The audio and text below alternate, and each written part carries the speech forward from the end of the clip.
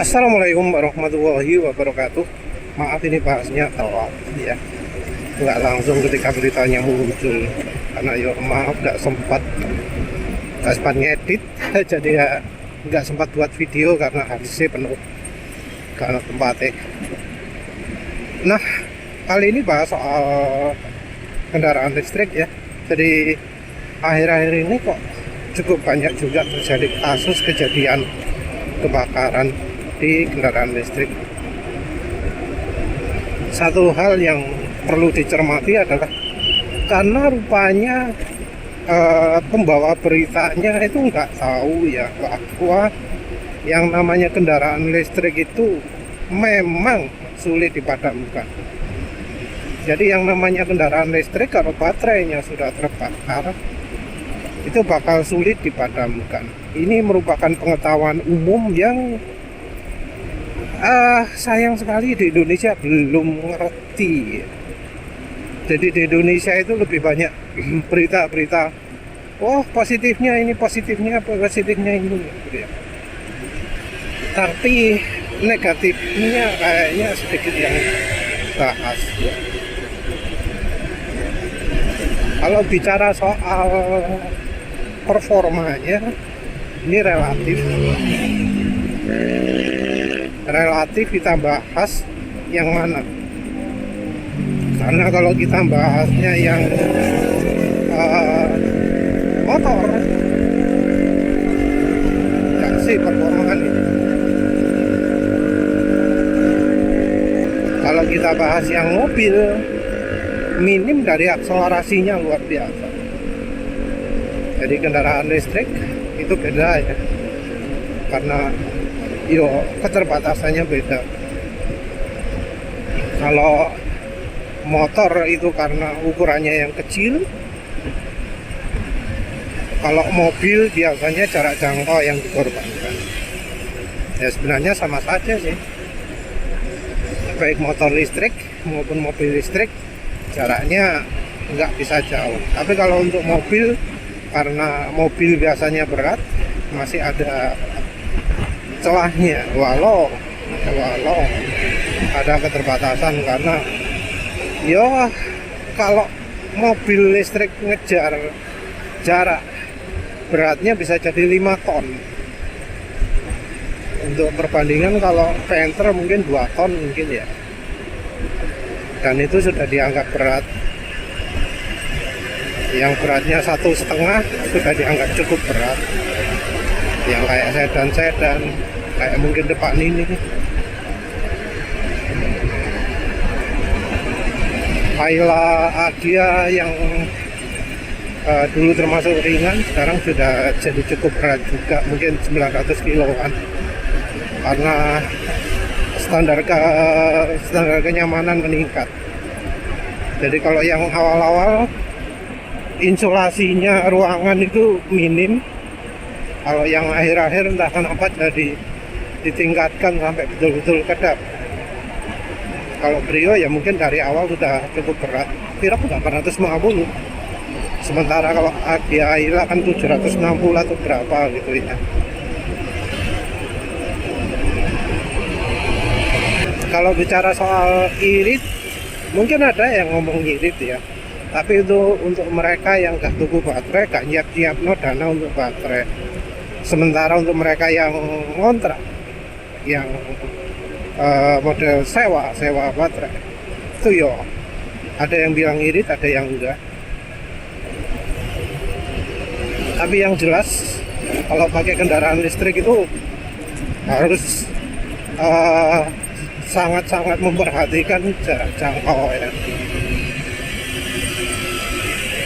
Jadi kalau motor biasa kan anggap aja sing tangki ini 3,5 lah, yang pakai tangki 3,5 anggap makainya 3 liter. 1 liternya anggap aja motornya masih cukup oke, sehingga 40 ya, 40 km per liter, 120 km 120 km itu dijamin 120 terus ya. Mau tahun ini, tahun depan, 2 tahun lagi tetap. Sementara kalau kendaraan listrik tahun depan belum tentu jaraknya segitu.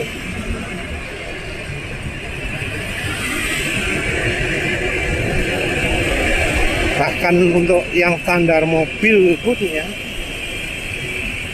katanya penurunan tiap tahun bisa aja 10%. Setelah 5 tahun ya 50%. Dan ini pun masih belum banyak datanya. Bisa aja tiap tahun penurunannya makin parah. Jadi tahun pertama 10%, tahun kedua 12%, tahun ketiga 15% penurunannya.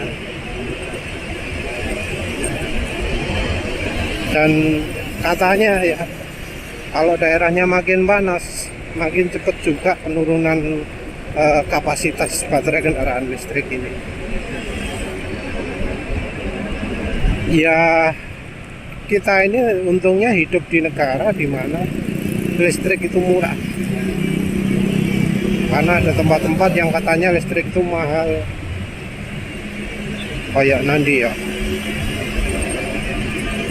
kayak di Hawaii gitu katanya, harga listrik katanya luar biasa.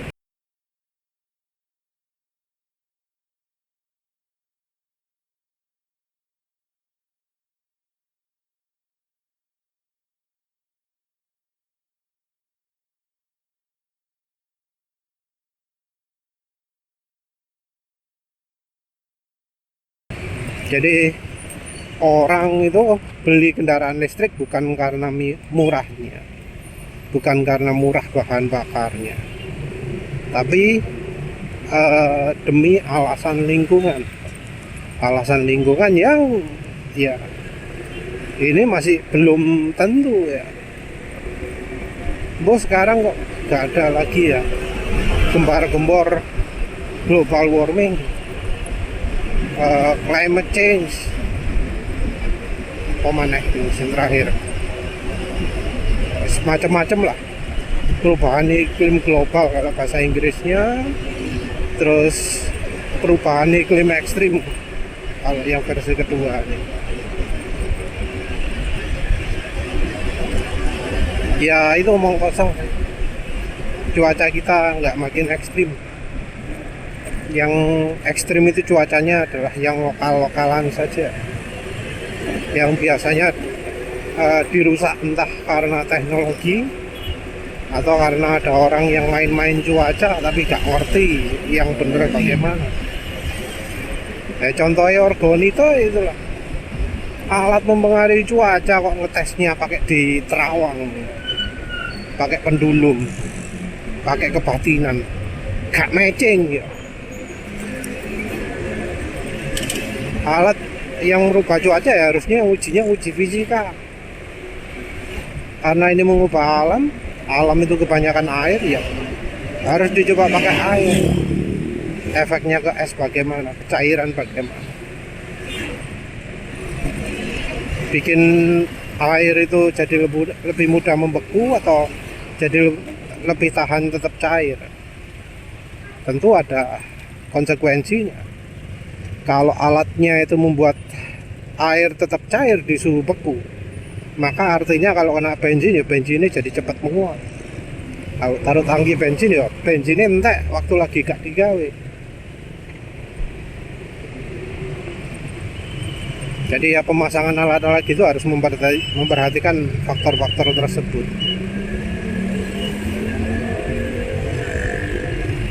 Balik lagi ke faktor kendaraan listrik. Jadi ya memang kalau soal alam, soal efek kendaraan listrik ke lingkungan itu kontroversi ya. Yang jelas kendaraan sekarang ini termasuk bersih. Mana asap dari kendaraan. Kalaupun langit warnanya abu-abu, itu datangnya dari langit, dari partikel yang dilepas oleh pesawat jet. Kendaraan listrik ya dingin sih, tapi kan tetap ya kendaraan listrik itu menghasilkan panas. Dan entah mengapa soal panas ini kok seakan-akan orang pura-pura nggak tahu ya. Dari kendaraan listrik itu, mobil listrik, motor listrik itu kan menghasilkan panas juga. Sebagai buktinya, ya di kendaraan listrik ada namanya overheat. Kenapa overheat? Karena panasnya berlebihan. Apa yang menyebabkan panas berlebihan? Karena pemakaian kalau terlalu kencang, kalau terlalu lama, gitu, panas. Panasnya dari mana? Karena dia pakai listrik.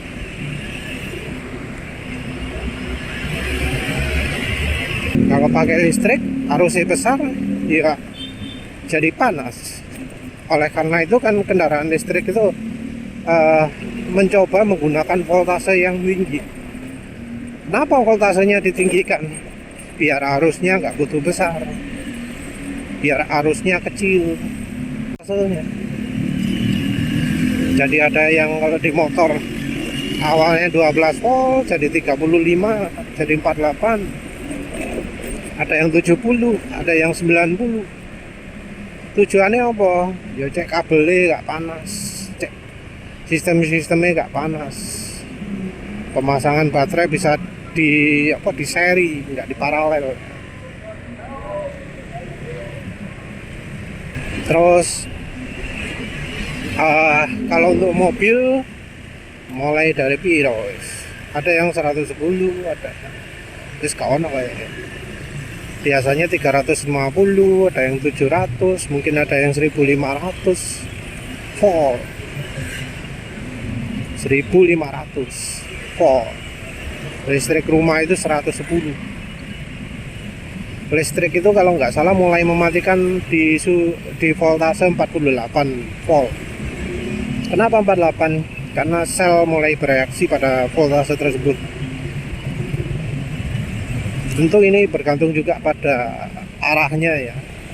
Listrik AC itu lebih aman, cenderung lebih aman daripada listrik DC. Kalau listrik DC makslak jari ini. Jadi voltase 700 volt DC, karena itu baterai mematikan sekali. Oleh karena itu pengamanan kendaraan listrik sangat luar biasa. Jaga-jaga untuk itu.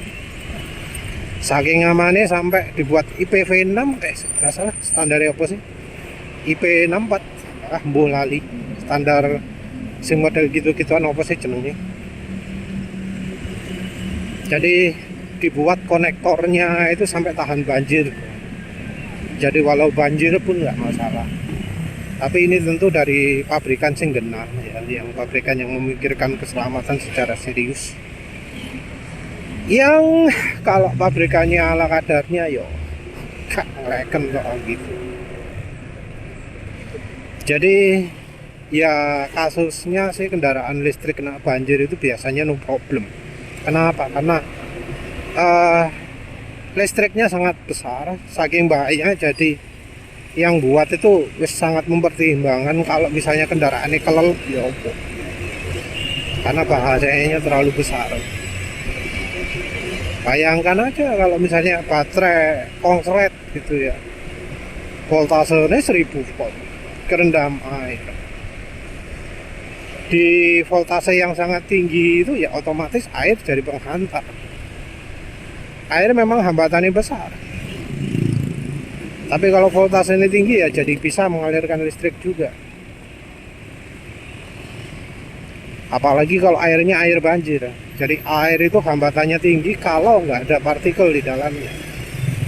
Makin banyak partikelnya, makin nggak netral, itu makin lancar listrik mengalirkan air mengalirkan listrik.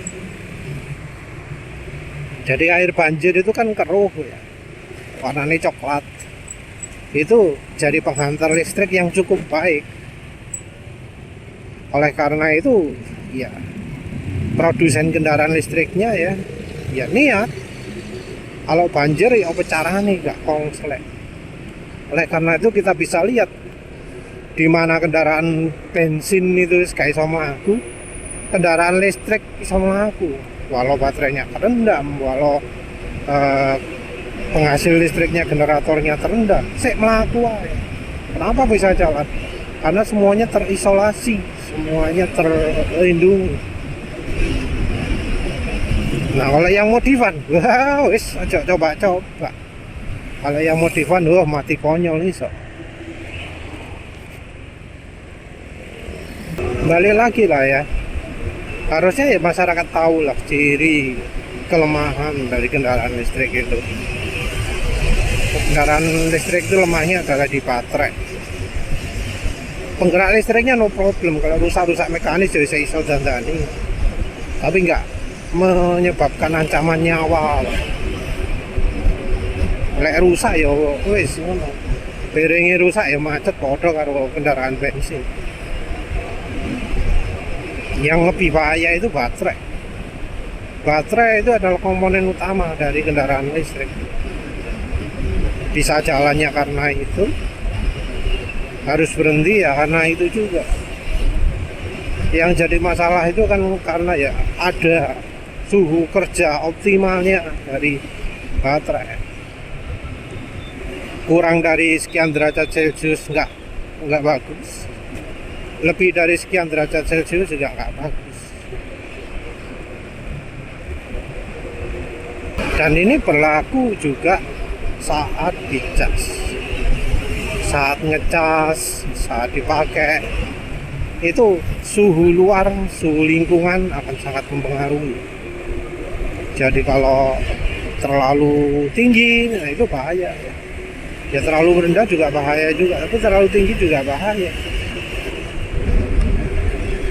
Kalau yang sudah pengalaman sih orang mengeluh pada waktu suhu dingin kendaraan listrik ngecasnya lama. Kalau misalnya apa?